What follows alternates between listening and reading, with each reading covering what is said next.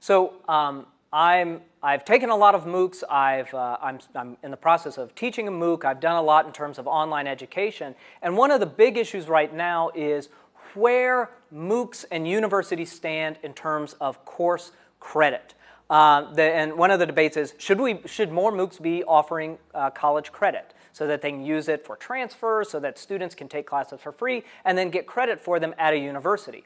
There are arguments for and against this, but I'm going to argue that yes, MOOCs should do this. And MOOCs should do this because by offering credit, establishing credit, strengthens the quality of the classes, strengthens the quality of the MOOCs. And beyond that, universities can always reject the pressure that these MOOC providers are providing. So there's always going to be an opt-out. So let me return to this first idea of establishing credit can strengthen the quality of the MOOC. And in that, what I'm saying is that I'm talking overall quality of the MOOC. What is the MOOC doing for us as students, for us as universities, and for us as professors?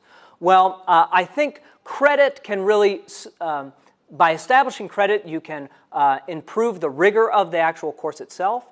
And by establishing credit standards, you can actually help reduce college costs. And so the overall quality of the MOOC for the class and for the users is improved if you attach credit to it. So in terms of strengthening and fostering rigor in the course, if there is credit associated with the course, and I say this from the perspective of a course designer, and you're looking at establishing things that can be graded, there is going to be an enhanced rigor to the design of that course overall.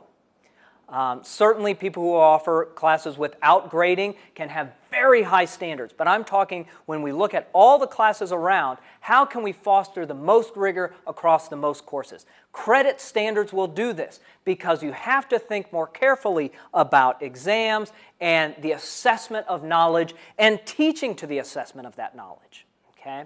As opposed to just offering advice. So credit standards and asking professors to think more about how this course would stand in for an actual college course will raise the bar for all MOOCs. And that will happen as a result of establishing credit standards, or at least making it a priority. Beyond that, having credit standards is huge to the users of MOOCs because it can reduce college costs. I don't need to tell anyone watching this video right now that college costs are going through the roof. That's certainly the case in the US, and we see this sort of having impacts on a global scale. Okay? Now, if a student can take a MOOC and get college credit for it, that is money that student has saved. Okay? And if it is transferable, it doesn't cost the university anything. Transfer credit is an established practice at all universities. Okay? And if the transfer credit is MOOC, that means that student has gotten that education, developed that resource base, gained that content knowledge, but done so without having to lose out on meals or having to sacrifice some type of monetary issue. So MOOCs here, and when I speak about the quality of MOOCs, I'm talking about their quality as a course good and as a social good. And credit allows MOOCs to be far better and far stronger. Okay, so then I would move on to the second main point. But you can see in there, state it, explain it, prove it, conclude it.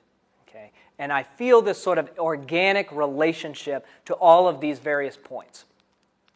So what I want you to do now is you try this, okay? And go ahead and take the claims that I already worked up. So once again, you'll be arguing the second point here. So MOOC providers should pressure universities to offer university credit for MOOC classes. What I want you to do is argue this point. Universities can always reject the pressure and say, some colleges may continue to offer non-credit MOOCs. So pressure doesn't mean, threshold of demand. They don't have to do it. So some colleges may continue to do this, and other colleges may just opt out. And that might be regrettable, but an acceptable loss. Remember back to what we talked about in terms of standards of evidence, but this is what I want you to do. Now, as you're doing this, I have to admit, this is, in large matter, an issue of feel. Okay? I sometimes feel like in discussing claim and evidence, I've got two poles, or I've got two rubber bands here.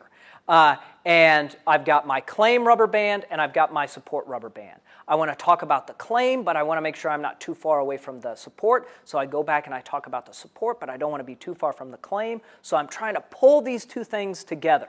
Okay? It's this matter of feel, and you're going to want to be practicing it. But a lot of times when people run these impromptus or when they do speeches in general, and I give them an outline like this, they say, I don't know what to say. I don't know what I'm going to say anytime I do any one of these points, in the sense of I don't know what sentence is going to come out of my mouth 5 sentences from now.